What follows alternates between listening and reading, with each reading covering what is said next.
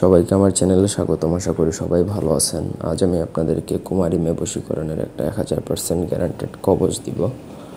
কুমারী শুধুমাত্র এটা বিবাহিত কারোর উপর হবে না। আবার যদি আপনি মনে করেন যে সেই মেয়েটা কুমারী, কিন্তু সেই মেয়েটা বাস্তবিক অর্থে কুমারী না, কারোর সাথে ইতিপূর্বে শারীরিক সম্পর্ক বা শারীরিক মিলন করে ফেলেছে, সেই রকম কোনো মেয়ের উপরই কিন্তু এটা কাজ করবে না।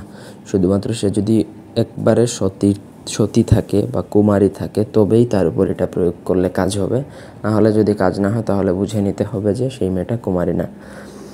ব্যক্তিগত যে কোনো প্রয়োজনে বা যে কোনো কাজের জন্য স্ক্রিনে দেওয়া নাম্বারে সরাসরি ফোনে বা হোয়াটসঅ্যাপে যোগাযোগ করে যে কোনো কাজ করাতে পারবেন, দেশে বা দেশের বাইরে থেকে। স্ক্রিনে টোটাল নকশা দেওয়া আছে 4টা। আপনাকে 4টা নকশা লিখতে হবে, 4টা ভিন্ন কাগজে।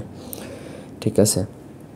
4টা ভিন্ন ভোজপাতার মধ্যে আপনাকে 4টা নকশা লিখবেন। 4টা নকশা পাশাপাশি দেওয়া। প্রথমে বাম পাশ থেকে শুরু করে বামে, তারপরে ডানে, তারপর নিচের বামেরটা, তারপর নিচের ডানেরটা, এইভাবে 4টা।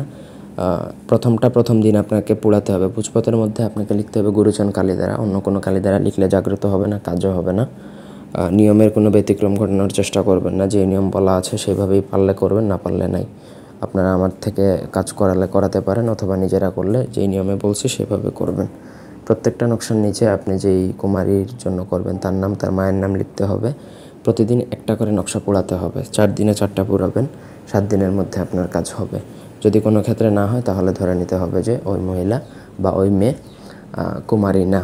কুমারী যদি না হয়, তাহলে তার উপর যতই এই বিদ্যা প্রয়োগ করেন না কেন, এই বিদ্যা তার উপর কার্যকরী হবে না। একই সাথে 2 জিনিস এটার উপর প্রমাণ হয় যে আপনি কুমারিত্ব পরীক্ষা করতে পারবেন এই নকশা দ্বারা, আবার আপনার বশীকরণ কার্য সম্পাদনা করতে পারবেন। ধন্যবাদ।